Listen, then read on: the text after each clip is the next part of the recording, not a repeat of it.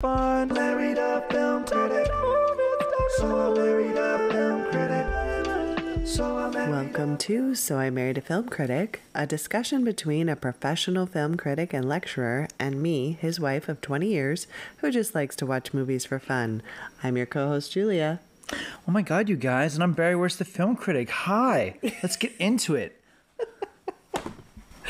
Oh my gosh. So tonight we are talking about Clueless from 1995. Oh, you're so excited. You're chomping at the bit right now, aren't you? I'm actually kind of nervous. Why? Because I have seen this movie probably 20 times. Too much on the line? Yeah. Yeah. It's like... You can't really even be subjective about it, can you? Objective, you mean? Objective, sorry. No. Objective. I can't because I love it so much. Even watching it tonight, I mean, I'm laughing out loud. You were LOLing. And you were less amused? I chuckled once, but that's exactly what happened the first time I saw it. Did you see it in the theater? I don't remember. Really? What I remember is...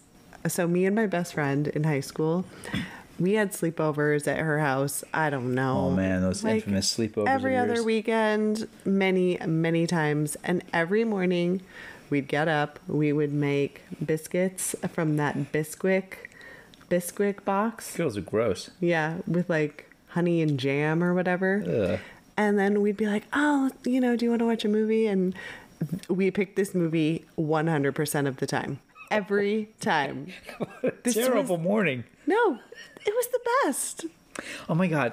You rewind the videotape and I'll get the Bisquicks. Oh man. And then we'd get ready for the day and go to the mall.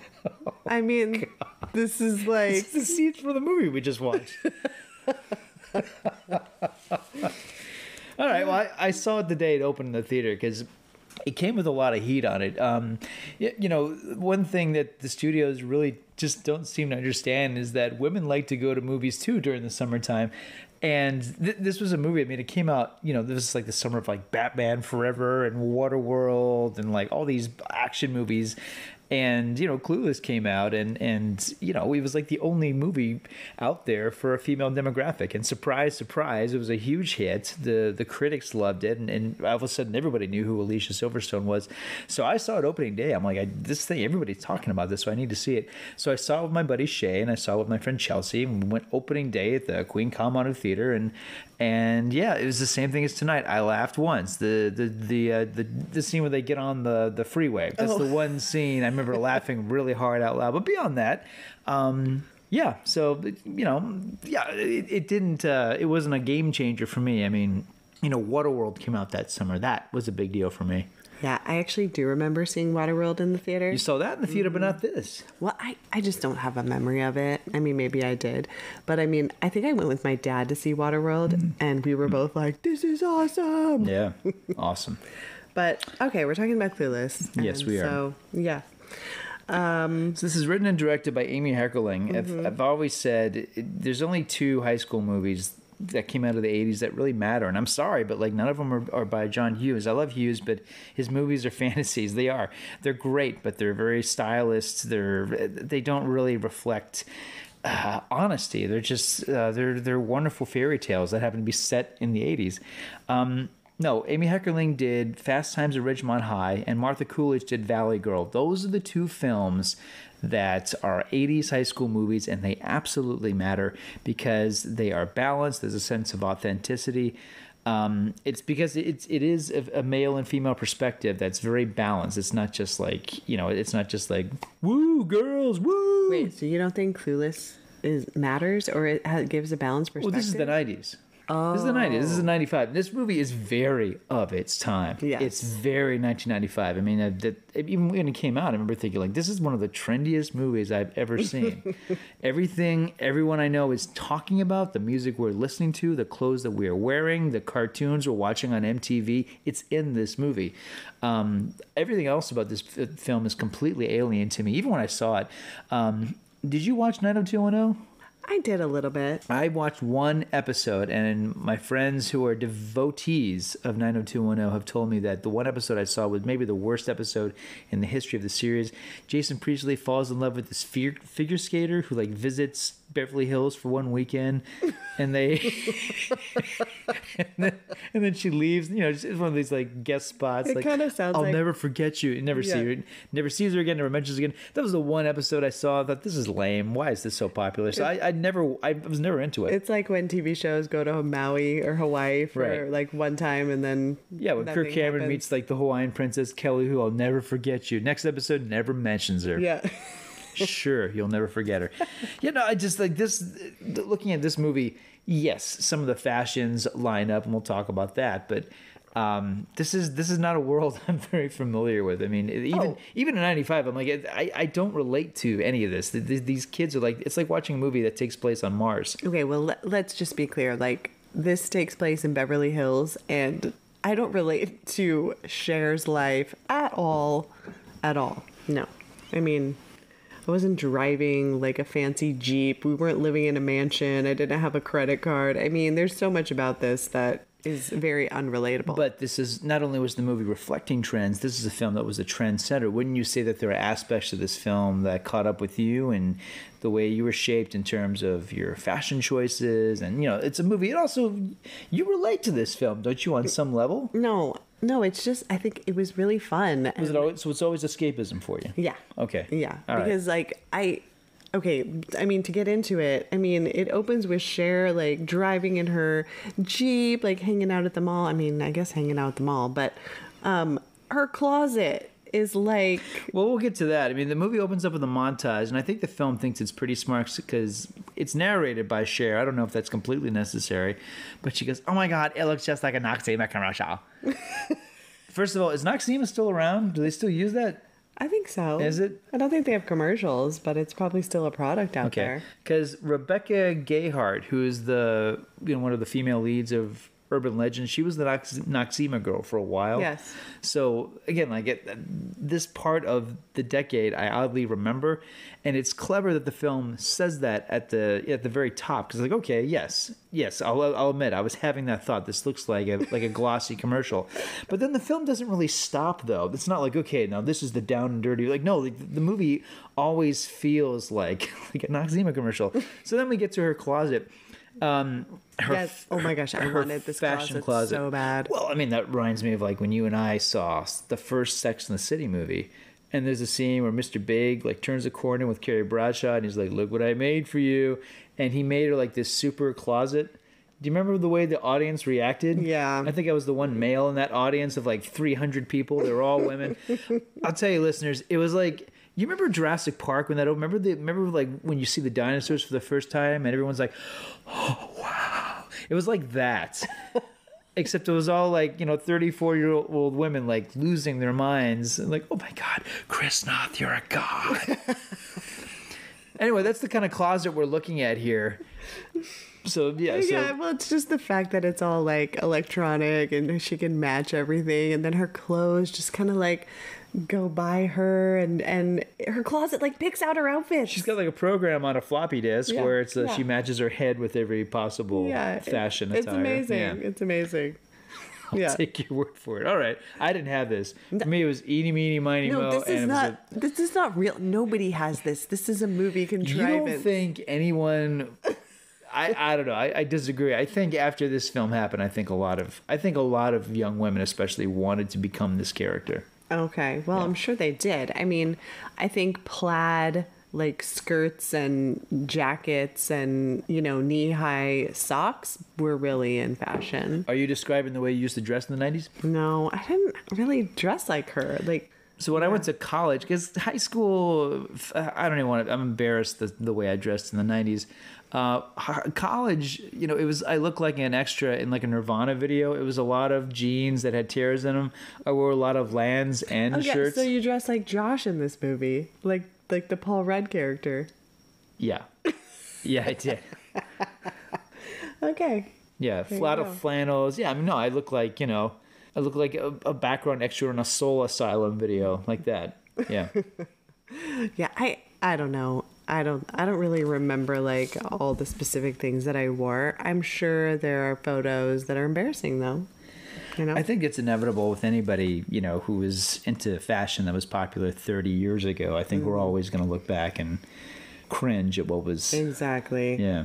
Unless, I guess, I mean, is there a time where that's just not the case? I mean, do you think my parents look back like the 50s and 60s like, oh man, look how cool our hair was all slicked back? And... Okay, so I saw this photo of my mom, like it was probably like late 70s, like before she married my dad, or like when they were dating, and she had like her like long straight hair, you know, parted down the middle, and like, you know, like her bell-bottom jeans and like a cute top. And I was like, oh man, my mom looks so cute, you know? And then it's like a few years later, she's married, she has me, and she's got like this really curly hair and these huge glasses. I'm like, oh man, the 80s kind of ruined her. It turned into a librarian. Yeah, totally. Aww. So I do think there are some like hairstyles and trends that are timeless and classic. I think you're right, because I look at these pictures of my father in the 60s and the early 70s, like, wow, what a handsome guy. And then somewhere in the 80s, he thought it was a good idea to get a mustache. Yeah, see, the 80s? And I think that's, the 80s kind of ruined it for everybody. They really did, fashion-wise. Yeah, it's like all the men, like, we got to get perms. Yeah. Why? Oh, yeah, my mom perms. I actually had a perm a few times. Wow, you had a perm. Yeah, it's really not good. Wow. Oh, man. Okay, back to the movie. So... Cher's dad is a lawyer, Mel. It's Dan Hedaya. This one. Someday I'm going to introduce you to Blood Simple, the first Coen Brothers movie. He's the star of that. Dan Hedaya. He's one of the hairiest human beings on planet Earth. There's a scene in Alien Resurrection where he suddenly sits up in bed and he's shirtless, and you're like, wow, Robin Williams has got nothing on this guy. It's amazing how much hair he has. Anyway, he's a brilliant character actor, and he's excellent in this movie. Yeah, I really love him. Me too. So great movie, Dad. But like Cher's always worried about his health, and then he tells her that her ex-stepbrother Josh is coming to Played stay. by Paul Rudd. This is playing Josh Lucas. Yes. Yeah. And it's funny because she's like, what? You were only married to his mom for like a couple months, and that was like 5 years ago. And he's like, you divorce wives, not kids. And I'm like, are there any like stepdads who would ever say that if they'd only married a woman for a couple months and then divorced her? Like they're still keeping those kids around? Yeah, I don't. I think it's important that line is there because it justifies what happens in the third act. Yes. That's why that's there. Yes. I agree with you. I mean, lots of broken homes I've known where, yeah, exactly. Like they get divorced, you don't see those kids anymore. That relationship is broken, et cetera, et cetera. Yeah, I've maybe there's exceptions, but I don't know any of them. No, I think in this case it's because of who ends up with who in the third act. Yes. The movie wants to make it very clear that it's okay. Yeah. Cher and Josh are not related. Yeah. And then we meet her best friend Dion, played by Stacey Dash. Stacey Dash. And they just kind of both are the most popular girls in school with their really cute outfits and their crazy cute hats. Outfits. Yeah, when we meet Stacey Dash, she's wearing a hat that looks like a wedding cake.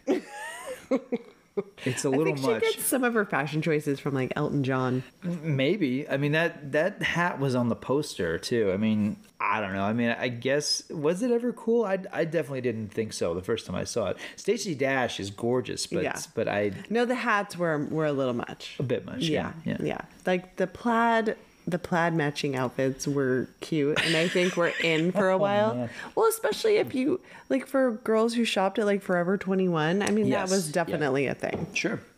And so she's dating Murray, and, they're... Talking about Donald Faison? Yeah. Yeah, there's a line of dialogue where it says that someone compares the relation to Ike and Tina Turner. Oh, really? She says they're like the Ike and Tina Turner movie. Like, oh, geez, a What's Love Got to Do with It reference? Really, movie?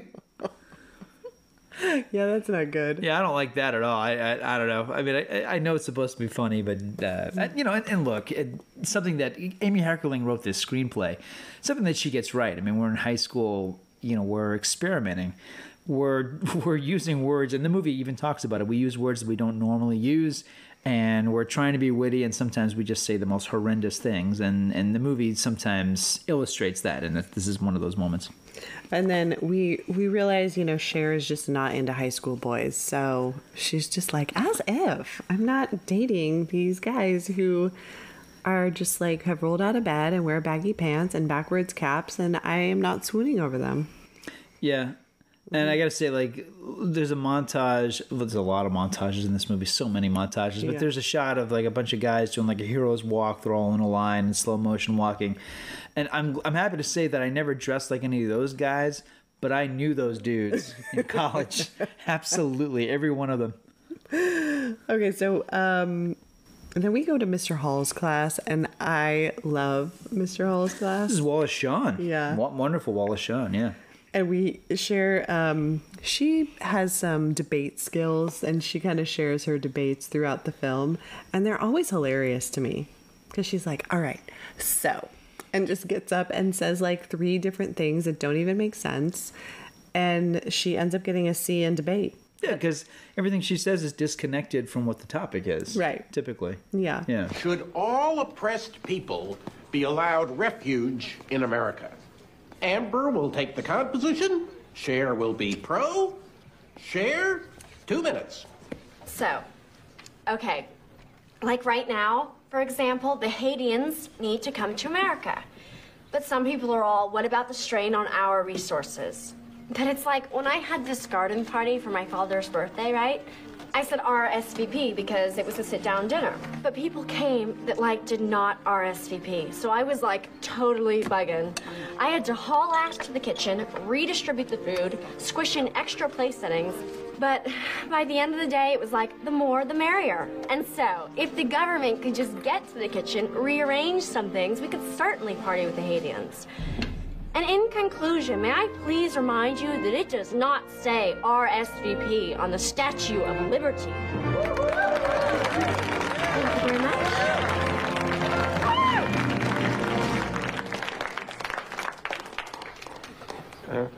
Amber, reply? Mr. Hall, how can I answer that? The topic is Haiti, and she's talking about some little party.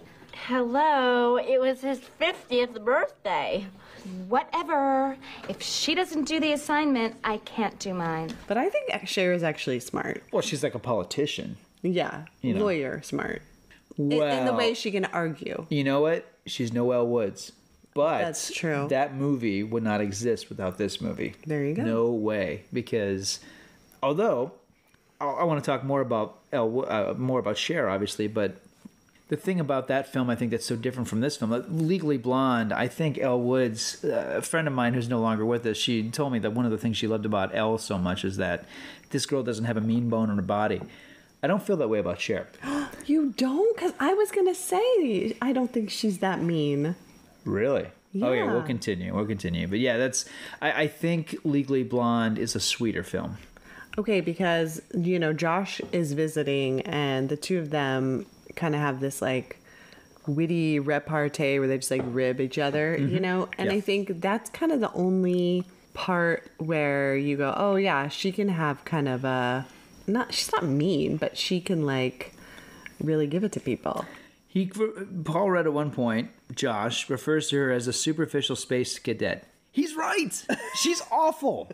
She is awful. She's not awful. You know who she would have dated if she wasn't dating one of these dudes? Patrick Bateman. No. Yes. She's she awful. wouldn't have. Totally. Totally. Is it because she gets her teachers to change her grades every semester? She is shallow, manipulative. She is a brat, and she's referred to as a brat multiple times. No, like, look, at the end of the film, is there some redemption of sorts for this character? Sure. But for the most part, she is awful. She is as bad as one of those girls in Ghost World. It's like, this girl is insufferable. She's adorable, and she's beautiful, and she's witty, but she's terrible. She's Regina George. No, she is awful. not. She wants to make over everyone she's encountered. She's terrible. Yeah, because she knows she can make their life better. Oh my gosh, listen to you. Okay, because Mr. Hall won't change her debate grade, okay? Right, So because she doesn't deserve a good grade. Right. So she's like, well, maybe it's because he's unhappy. And so she decides to do this thing where she sets him up with another teacher, Miss Geist. And let's talk about that. Yeah, because and she wants says, to give her a makeover. Yeah, but she says, he just needs a major boink fest.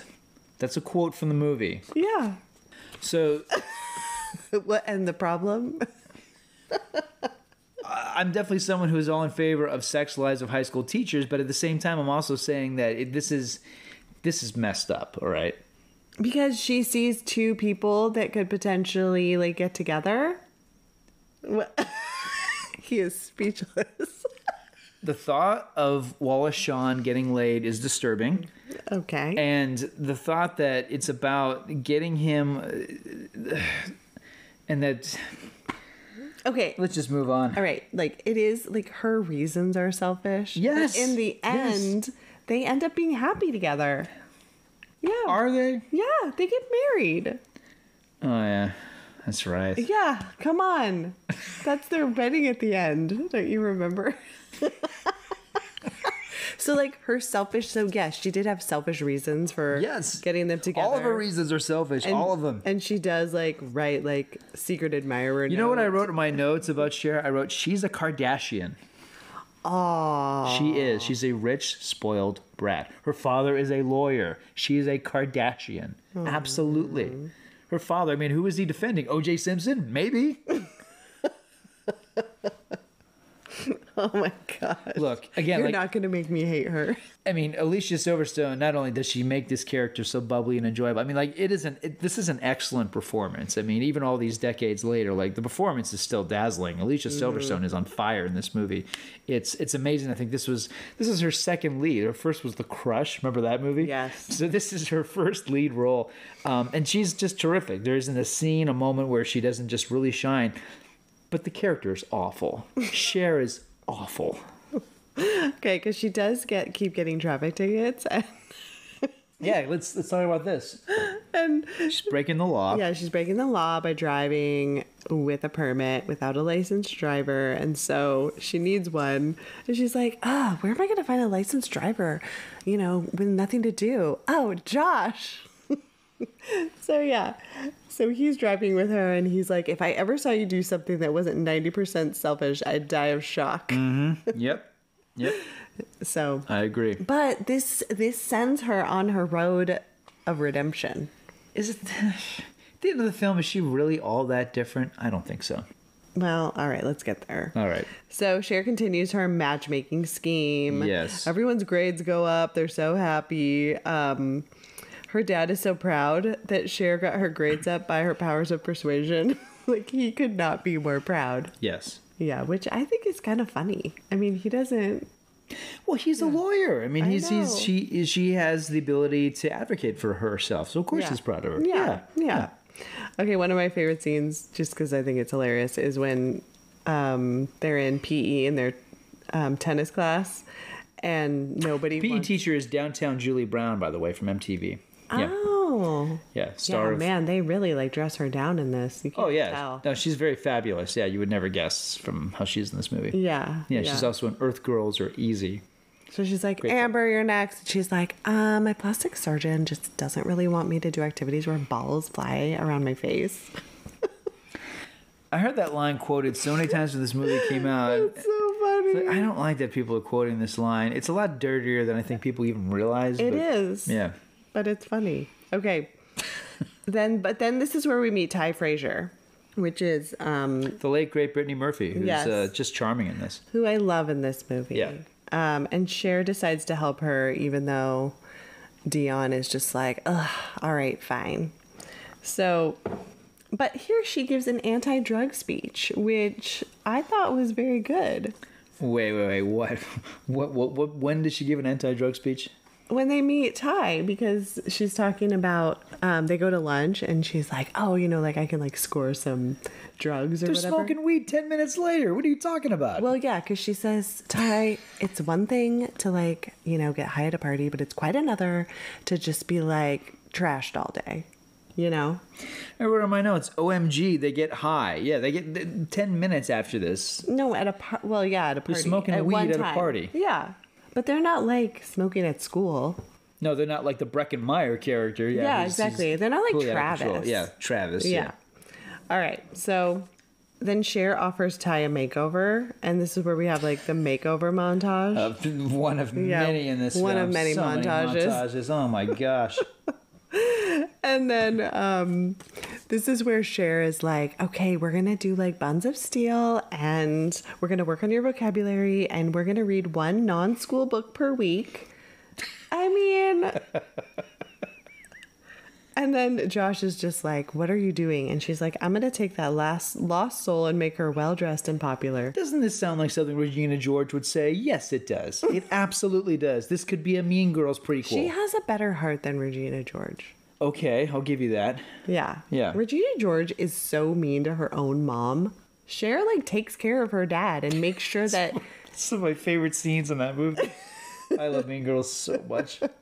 I love Mean Girls too, but she's so mean to her mom. Oh, terrible. But her mom wants to be one of the cool kids. And that's what's cool about Cher's father. He absolutely does not care about the stratosphere that she's in. He just cares about her. That is it. Yeah. Yeah, which is cool. Yeah, because Regina George's mom like gives up her master bedroom to Regina George. Cher's dad is like, get out of my chair. Well, she would do anything to be cool in Regina George's eyes. Yeah. All right, so Cher's going to try to hook tie up with Elton. There's like a photo shoot montage. Jeremy Sisto, man. Yeah. Jeremy Sisto. And you know who he played not long after this? Jesus. Oh. Remember that? Yeah. Yeah. A good actor, handsome actor, interesting actor. First time I ever saw him was in the movie Grand Canyon. I love him in that movie too.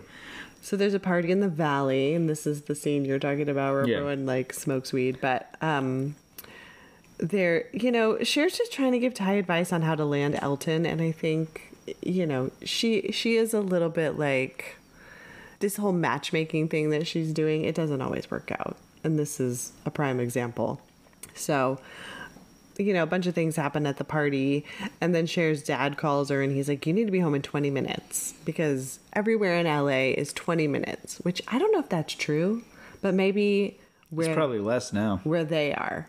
If you don't leave like the general area. Or rather, opposite. It's probably more now. I mean, now it's probably so much worse now. So Elton drives her home, and this is where, like, he comes on to her, and she's like, what about Ty? And he's like, don't you know who my father is? And she's like, ugh, you are a snob and a half. See, she thinks, like, it'd be fine for Ty to date Elton. She's not thinking about the fact that Ty is, like, not as rich as him. You know what I mean?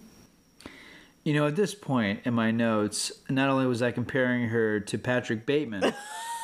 But I was also saying, like Carrie Bradshaw, she is stylish and unlikable. Please continue. Please continue. Okay, but he's trying to, like, come on to her and, like, make out with her. No question. This is a shocking moment because this thing has been so bubbly and cutesy-wootsy. And then this scene happens and you're going, oh. And there also is the moment that I adore where you actually see a guy puking into a swimming pool earlier, too. Oh, yeah. It's not quite Bret Easton Ellis, but the movie's kind of, it's a little less than zero. But yeah, no, I agree. This moment, I mean, the movie can't get too ugly because it is a comedy and it's light as a feather. But yeah, no, it's established clearly that Elton's a scumbag and she gets out of the car. And then she's held at gunpoint. That's a nice LA joke. She's immediately mugged. Yeah. Yeah, held at gunpoint and robbed. And he's like, you need to get on the ground and count to 100. And she's like, she opens up her jacket. She's like, this is an Alaya, like this dress. And he's like, I will shoot you in the head. But what I love is he robs her and he runs away. Disney goes, thank you. Yeah. He's like, I'm sorry. Thank you. So poor girl's like stuck, in Sun Valley, and the only person she can call is Josh. Yeah. And I love the scene where she's like driving home with Josh and his college girlfriend, and they're talking about Hamlet, yeah. The man is ridiculous. He doesn't have one unique thought in his little puny brain. I think that there's some merit in learning forms straight off. Oh, Josh, please. He's taken our minds at their most fecund point and restrained them before they've wandered through the garden of ideas. It's just like Hamlet said, to thine own self be true. No, Hamlet didn't say that. I think that I remember Hamlet accurately. Well, I remember Mel Gibson accurately, and he didn't say that.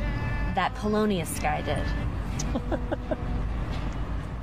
Yeah, this is, one thing I've always told my students about this quote. It's a very famous quote. Polonius is telling it to his children, Laertes and Ophelia, who are both doomed ultimately. Yeah. But it's the most beautiful thing you could ever tell your kids. And the movie is about that. It's about a father saying that to his two children. In this case, the surrogate children would be Josh and Cher. Yeah. Yeah, because she's like, that Polonius guy did. So it's just funny because, as the film progresses, like, Josh is seeing a different side of her. Yes, he is. Yes. Mm-hmm. Okay, so now Ty's having a hard time with the fact that Elton doesn't like her, which is hilarious. So they go to the mall, and this is where we find out that Cher is a virgin, and Dion's like, Cher is saving herself for Luke Perry, which I just think is so funny. But there is Luke Perry gets name dropped, and so does Christian Slater. I'm like, man. Because, like, in the movie Buffy the Vampire Slayer, which came out 3 years earlier, there's a line where Buffy says, all I want to do is graduate from high school and marry Christian Slater. So I love that Christian Slater is, like, the benchmark for, like, really, either you're going to end up with the man of your dreams or you're just going to end up with Christian Slater. I dig that. Yeah. And then we find out Dion is also technically a virgin. So, okay, so Christian... If the movie had explained to us how they are technically still virgins, it would have been R, but it's PG-13. Right. So we don't know the details. Okay, so then this guy, Christian, shows up at school, and Cher is just swooning over this dude. This is probably my favorite part of the whole movie. I've always loved this. This is where the movie really started to work for me. Justin Walker's performance, it's on another planet, because as they reference, he's like Sinatra. Yeah. They call him as ring-a-ding. Like, yeah, he really is. Ring-a-ding kid. He's just like, he is graceful, he is sexy, but he also, like, he seems like somebody out of the 1940s. When he's wearing, like, pleated pants to school. Yeah, he's crazy stylish. And, this actor, Justin Walker, kind of takes over the movie for a while. Yeah, so Cher sends herself love letters, flowers, candy. I mean, this is not something I would have ever thought to do. So Christian kind of takes notice of Cher and is like, where a good party would be. And so he comes and picks her up. Well, his opening line to her is nice stems. Yeah, nice stems. So talking about her legs. Yes. Yeah. So she's, of course, like, yes. So Cher, he picks her up. And I love that, like, her dad just, like, gives him the riot act. Like, who is this loser? Hey, man. Nice pile of bricks you got here. You drink? No, thanks, I'm cool. I'm not offering. I'm asking you if you drink. You think I give alcohol to teenage drivers taking my daughter out? Hey, man, the protective vibe, I dig. What's with you, kid? You think the death of Sammy Davis left an opening in the Rat Pack?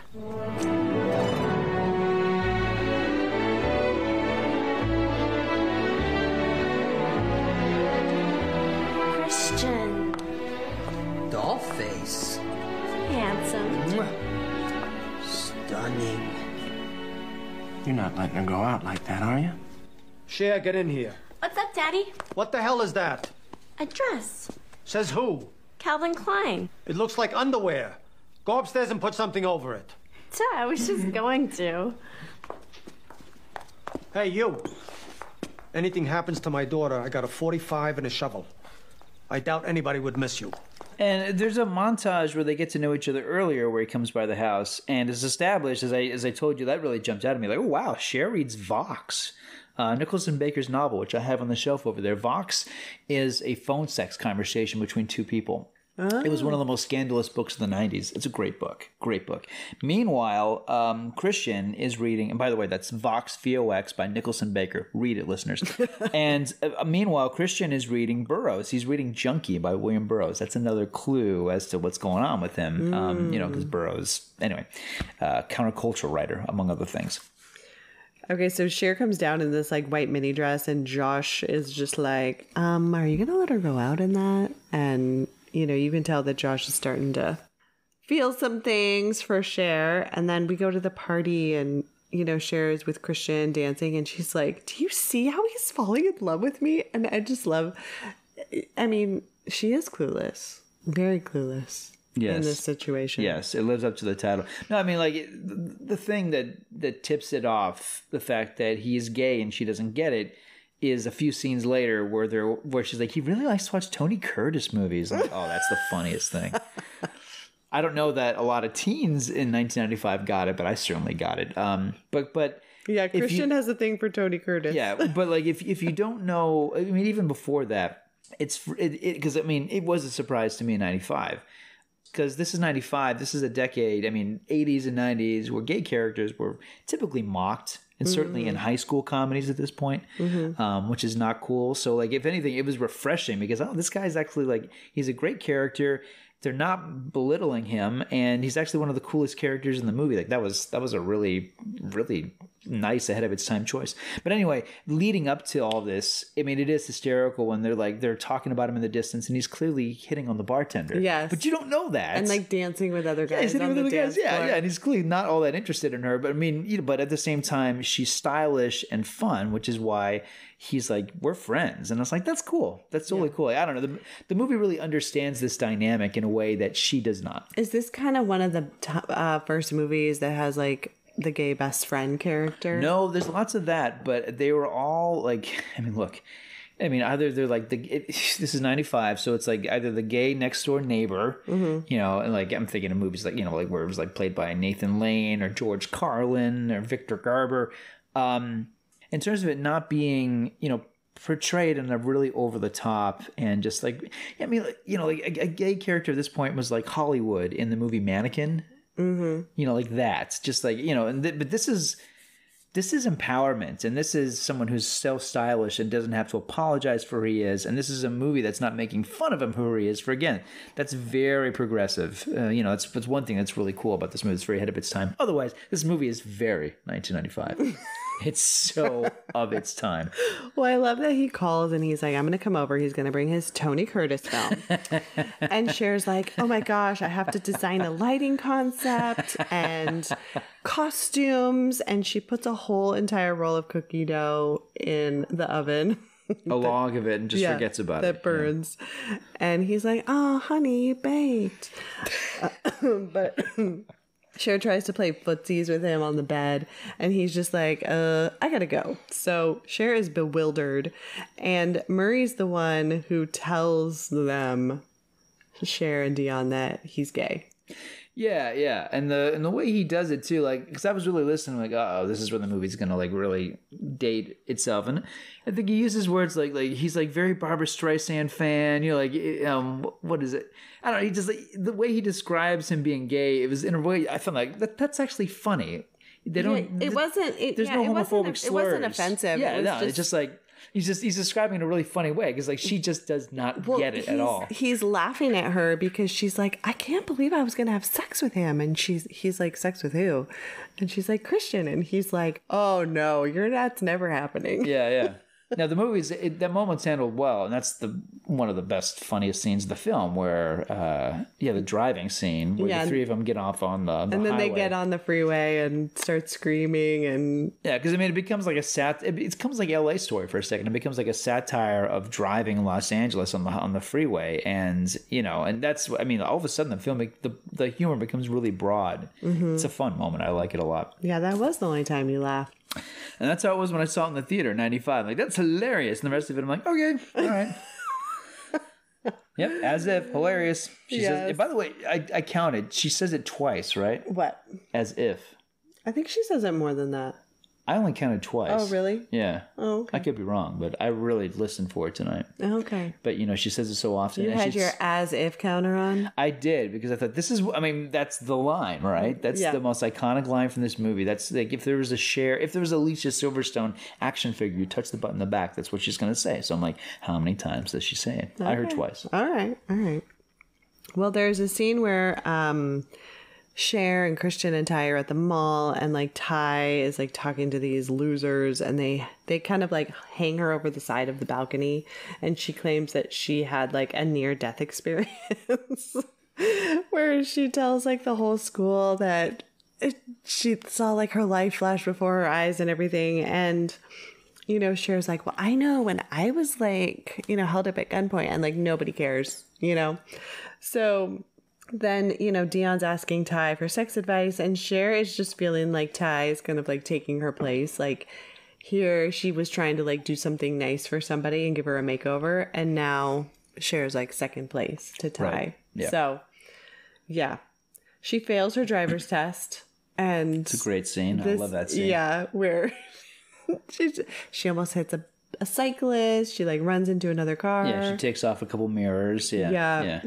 And Did we skip over the scene where Christian takes Cher to that party and the Mighty Mighty Bossatones are playing? oh yeah, no, we talked about that scene. We did? Oh, okay. Yeah, but Because I wanted the to live band. Oh, I wanted to you read can my go back. note. Yeah, Okay. my note was ska. Okay, I'm done.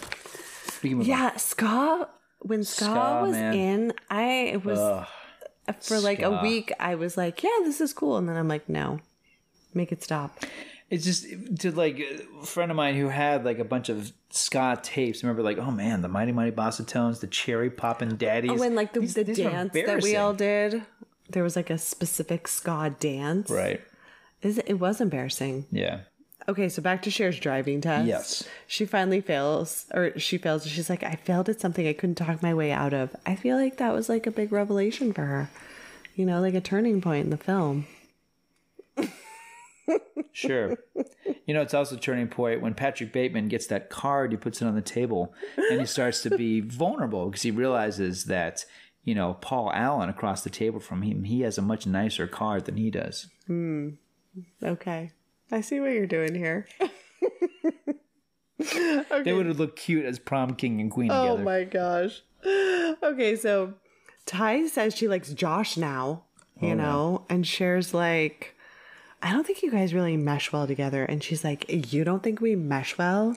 What do you know? You're a virgin who can't drive. Man. Wow. That was way harsh, Ty. I mean, You want to just act it out? see, that's why I'll be Brittany Murphy here. You go. You that's do it. why like talking about this movie is so hard. It's just all like lines that I think are funny. But Cher goes for a walk to figure out her life because you know she can't drive, so she has to walk. Yeah. And she realizes I love Josh. Yeah. What do you think about that? What do I think about that? I do love the line where she's like, he's kind of a Baldwin. Yeah. I thought, what would be the equivalent to him? Like, oh, there it is. Today, I'd be like, he's kind of a Jonas. Oh no, I think you could still say Baldwin. No, you can't. Why? Which one are we talking about? I don't know. William or Stephen? Or Alec? Yeah, maybe no. No, absolutely not. Okay. He's kind of like that guy in Sliver. He's kind of like that guy in Biodome. Yeah, I guess a Jonas, but I don't know. All right, well, who's another handsome guy Who has a brother? Yeah, so there's a bunch of brothers. Oh, see, I don't know if there's. He's kind of a Hanson. Oh no! Which puts the movie right back in the 90s. Yeah, no, you can't say that. No, you can't say that. You can't say that? All right. And maybe a Jonas is the best. Oh, you know what? I got it. What? He's kind of a Hemsworth. Ooh, Yeah, yes. there it is. That's the one. That's it. That's the one. Figured it out. Yep. He's kind of a Hemsworth. Yep. I'm going to add that to my updated fan fiction Clueless screenplay. Going to send that to you, Alicia Silverstone. Oh, okay. So now she doesn't know how to act around Josh because, you know, now she like likes him. Mm-hmm. And I love the scene where Cher helps her dad with his depositions. Wait. Let's talk about something cool, okay? They're watching Ren and Stimpy together.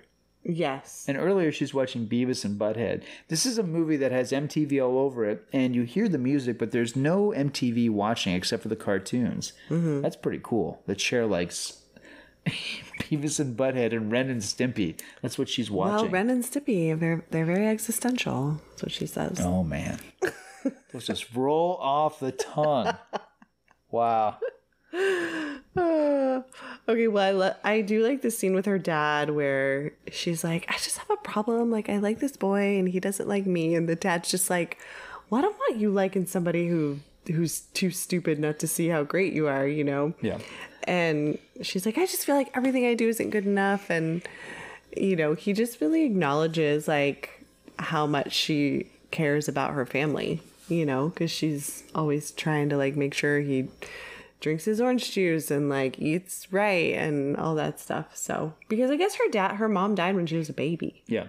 So, That's sad because we don't really know why. But it's just like her and her dad. Yeah, it's interesting because she has her father's values, and her father is so dedicated. I mean, whenever she commits to something, she goes all in. Whenever whether it's studying for something, or or her driving test, or making someone over. Excuse me. So she has that from her father. But otherwise, it's from she's a product of her society. She's a product of the social interactions that she has. Yeah. Well, so now Cher is realizing that she needs to give her soul a makeover. Yeah, sure. Yeah, there's a line where she says, "I've been on a shame spiral." Mm-hmm. Yeah, that's as deep as this movie gets. Hey, I'm not saying it's deep. Oh, I'm not saying it either. Yeah, but she volunteers to help with the Pismo Beach disaster, and she organizes the drive with Mrs. Geist. And I don't know, she because she's the most popular girl in school, I mean, it ends up being this huge thing, Yeah. So I think that's great. Yeah, she's learning some empathy. Yes. Some empathy. Yeah. Yeah. I feel like she has a hidden motive with everything that she does, but fine. Right. I mean, she is kind of doing this to win Josh over. Yes, she is. But that doesn't mean it's not a good thing. Barry's just looking at me like he's so disappointed. No. Sometimes I wonder if you're in character right now. Should I just ask you directly? So she professes that so she and Josh come clean about how they feel about each other. It's a good scene. It's a very well written scene between the two of them. Yeah, they end up getting together, and then there's the wedding at the end between Mr. Hall and Miss Geist. It's a nice fake cut because Red and Silverstone are going at it, and then they cut to the wedding, and you think, and she's like, as if, yeah. Yes. I'm only 16. Yeah. So then what is Josh 18 or 19? If he's in college, 19, 20, yeah. Yeah. So he's not that much older than her. It's 4-year difference maybe? Probably. Yeah. Yeah. And I mean, that's the end of our movie, and it's super fun. It ends with frivolous and silly, and I love it. It ends with General Public's Tenderness. I saw them in concert, General Public, and they play that song. Yeah. They also did "I'll Take You There," which is from the I think the Threesome soundtrack that came out in '94. Anyway, yeah. So classic high school movie. Yeah. I relate to so little in this film. It's for me. It's like watching a movie on like characters on another planet. She's terrific in it. There's great performances. The moments that are not in high school are the ones that I connect to. But I felt that way in '95 too, when it's at the party and there's all these archetypes and stereotypes. I don't know, just everything about it just feels so hyper stylized. And I suspect that Amy Heckerling did her homework like she always does, and really listened to what high school kids were saying in '95. But again, as you've indicated, I mean, it's Beverly Hills. It's a different kind of animal. So I mean, for me, it's one of the least relatable high school movies. It's a very specific demographic. I mean, I don't relate to these kids either. Because I feel like Mean Girls is not only relatable but smarter. It's satirical. I mean, I'll just jump to it. I mean, Mean Girls, I think it's one of the best films of 2004. I think it's so smart. That was a movie that looked so asinine. It looked so dumb. And then I actually saw the thing, and I couldn't believe it. This is like Ferris Bueller, except it's even better than that. It's really sharp. The performances are terrific. The satire is clearly defined. And it's a movie that's not trying to support cliques. That's one of the things about high school movies. They pretend to be we need to break out and be your own self, but really the movies are all like no, you need to wear these clothes, you need to say these things, you need to conform in order to be popular. Well, they all have the scenes where they're they point out the different groups and right, which is a great way to instill those stereotypes that the movies pretend to be pushing up against. Right. Yeah, and at the end of the film, whatever. Is Cher really elevated to such a elevated, to an enlightened plane? Has she really escaped her shame spiral? I don't think so. I think she's got a long way to go. Yeah. And by the way, she's still, dating her stepbrother, her former stepbrother. Come on. Their parents were only married for like 2 months, and that was like 5 years ago. That's what they said. I mean, I will say I do agree that Mean Girls is a better film. Yeah, it but is. I think because I grew up with Clueless, that I will always have like a fond place in my heart for it. Mean Girls, I mean, you could even say that Mean Girls it's almost like the premise of what if Cher was the central villain and the film was actually smart enough to realize that Cher is a problem, that Regina George is not someone to celebrate, even though she's beautiful and even though she's, just, her little beehive circles around her. This is a problem. And a lot of schools have these charismatic figures like that are just creating this moral rot, I don't think Cher is the worst of her friends, but she's awful. She's awful. I can't. She's awful. I adore this actress because Alicia Silverstone's terrific. She's great in this. I think I don't like the character. anybody else playing Cher would have been a disaster. Because Really? I think Alicia Silverstone brings a little bit of like innocence and humanity to the part. You know what I mean? Sure. Yeah. Yeah. Now, weirdly enough, there was the Clueless, the series. Did you ever watch the TV show? No. It was a different lead actress, but Stacey Dash was back in that. She was in that. There was a book series. What else? There was a comic book series. They did. They're Clueless on Broadway. Clueless the musical. It's a jukebox musical of 90s songs, as you can imagine. But we only saw Legally Blonde, the musical. Which was great. Mm-hmm. But all that to say, this has become a real cash cow for Paramount Pictures, but no sequel. We never got Clueless 2, which I think everybody expected at some point. And, Alicia Silverstone, of no fault, it's not her fault that things just didn't work out. I mean, she followed it up with a movie called Excess Baggage, which I still haven't seen, with her and Benicio del Toro. Never saw it. And, of course, she played Batgirl in the infamous Batman and Robin. So, she went from the A-list to, the C-plus list. And, she's still around. She still makes films. She still acts, and she's still great. But she's still primarily known for this movie. But no Clueless 2. You okay with that? Do you think we should have a Clueless 2? Oh, where is Cher now? Sure. Yeah, that would be kind of fun if we found out what happened to her and Josh. What do you think happened to her? Because if they can get Paul Rudd back to do it with her, I mean, what do you think we're looking at? Ooh. Are we looking at a movie like This Is 40? Is it like that? Well, remember, it's Clueless 2, so PG-13. Oh, well, okay. But are they, married? Are they divorced? Are they? I don't know. That's a good question. Do you think he would have put up with her nonsense for 15 more years? Well, it would have been a lot longer than that, but... If they're still married, yeah. Yeah. I don't know. What do you think happened to them? I mean, so, okay, let's say that they're still married... And it's about how their daughter goes to high school and, basically can't live up to her mother's legacy. Because it's a different world and you got two parents that are completely out of touch. Yeah. Yeah. And maybe this is a little girl who is, been homeschooled and, pampered her whole life. Oh, you think Cher is homeschooling? I don't think so. Well, I'm sure they hire the best teacher in Beverly Hills to come to the house. Okay. This is the teacher who, homeschools, Christian Slater's kids. So, only the best. Oh, okay. Yeah.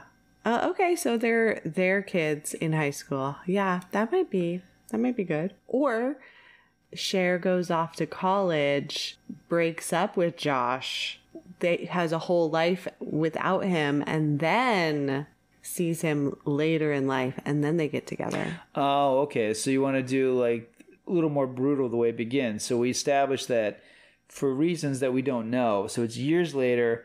So Josh is a philosophy. I mean, he's reading Kierkegaard, so he's clearly teaching philosophy at some hoity-toity college. Yeah. And he re-encounters Cher, who is now married to Elton. No. She went to Elton. No. She didn't marry Elton. Why not? Because maybe she's like, you know what? No, you're right. We have similar backgrounds, and our parents will be happy if we get married. He's a snob. No, she doesn't want him. But she ends up she goes away to college and they just it doesn't work out. Well, who in the Clueverse would she marry then? Well, maybe she just married somebody else. Breckenmeyer. No. And they opened the first, legal weed. They have like the little marijuana. That's not what dispensaries. happens. That's not what happens. No, she marries somebody new, like somebody in college. All right, fine. Okay, because she's going to she worms her way into an Ivy League school. Because That's sounding a little like the plot to Legally Blonde, but okay. Okay, but like she meets somebody there. All right. Okay, then they get married. Which one of the Wilson brothers plays her husband? Is it Owen, Luke, or Andrew? You're such a Wilson. That doesn't work. No, it doesn't work. That sounds like you're talking about the volleyball from Castaway. Yeah, no. Yeah. Okay, so then she ends up having kids with that guy, but then, they kind of drift apart. And All right, let's cast him. Nathan Fillion?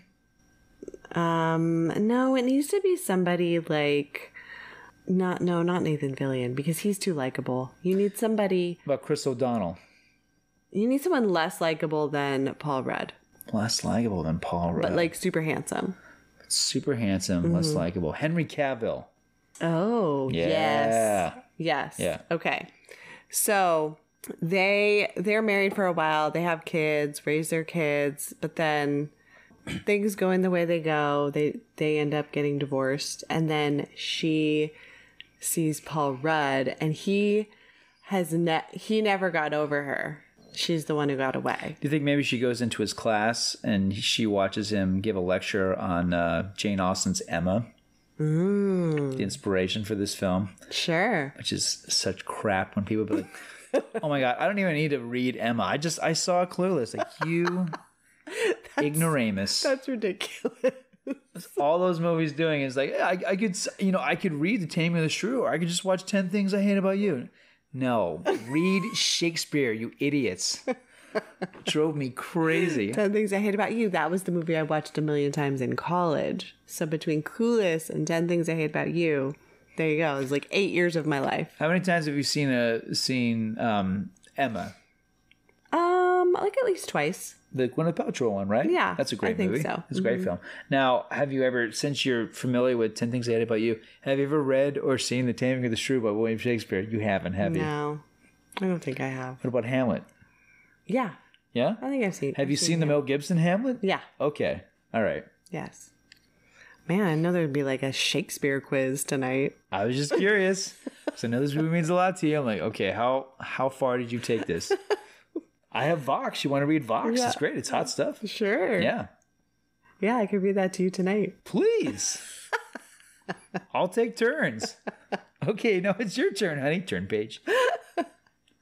Okay, so she meets up with Paul Rudd again, and then they like rekindle their romance. Sparks fly. Yes. He puts on a tape cassette of General Public, Tenderness. Mm-hmm. Yeah.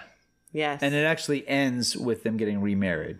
Well, married for the first time. First time. Yeah, All yeah. right. They've never been They've married. never been All right. Yeah. Okay. Yeah, all right. yeah. All right. So it actually ends with a real wedding. Yes. And how about officiating it is Christian? Oh, yeah. Good idea. Yeah. Yeah, because her and Christian are still best friends. Definitely. Yeah, we Yeah. got to have him back. Mm-hmm. Why the heck didn't that actor, Justin Walker, why didn't he become a big thing? He's fantastic. I don't know. What happened to him? This is his only movie. That's his only movie? That's it. He did some TV. One and hit wonder? That's it. Yeah, like what the heck? They couldn't find this guy another movie. Like he's sensational in this movie. He steals the second act. That's crazy. Yeah. Yeah, what's his name? Justin Walker. Okay. You're Googling him right now. Well, okay. So any other like thoughts about this film? Because I don't know. I feel like we kind of covered it. I don't think it's that great. I think it's seriously overrated. And I've never been, I resisted Mean Girls and I regretted that because the trailer was, I don't know how well people remember the trailer to Mean Girls, but it always ended with Lindsay Lohan walking headfirst into a garbage can. That was like the takeaway. Every trailer ended with that. I'm like, that looks terrible. I catch up with Mean Girls. I'm like, this movie is so smart, so good. It completely blindsided me. This thing, like Clueless, I kept hearing that this is, it's like the next great American film. It's the next great American comedy. And I thought, it's Heckerling has done better movies, and she's fantastic, and I don't know, but I mean, compared to Fast Times at Ridgemont High, which I think is still a meaningful and important film and has something to say, and it's difficult and messy, Clueless to me just feels like such a fantasy. It just does. I don't think Cher is a good role model. I don't think she's a particularly likable character, but I think the actress playing her is doing wonderful work. I do think it was one of the best performances of 1995. So for me, 3 stars. Okay. Yeah. Okay, we'll say Justin Walker. Yeah. Was in Clueless and a movie Takeout, Last Resort, and Boltneck. Things I've not heard of any of those films. Never heard of. Yeah. So I think he ended up in the 99-cent DVD bin. I wish him well because he's a fantastic actor. And if they inevitably make Clueless 2, they need to bring him back. Yeah, of course. I want him, Alicia, and Paul Rudd. Okay. Now, I don't think this movie is literally a 4-star movie, but I'm giving it 4 stars. Oh, man. Wow. 4 stars, this movie? Oh, man. You know what? It made me laugh out loud way more than one time. Yeah, I've never found it that funny. That's the thing. I just, I don't. Okay. Well, that's all right. It doesn't quite do it for me, but...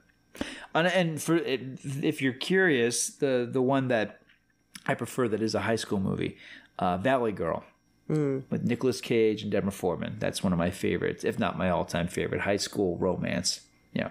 Okay. Yeah. Well, I hope we see that Clueless sequel because that'd be fun.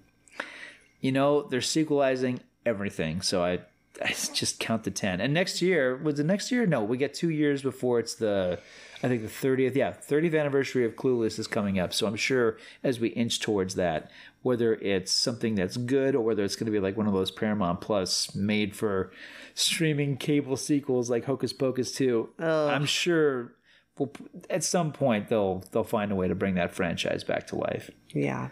Hopefully it'll be done well. Okay, well, you can watch Clueless on Paramount Plus. So stream it. You can, or you could wait for Clueless 2. As if. All right, well, I think that does it for our discussion of 1995's Clueless. Bye, everybody.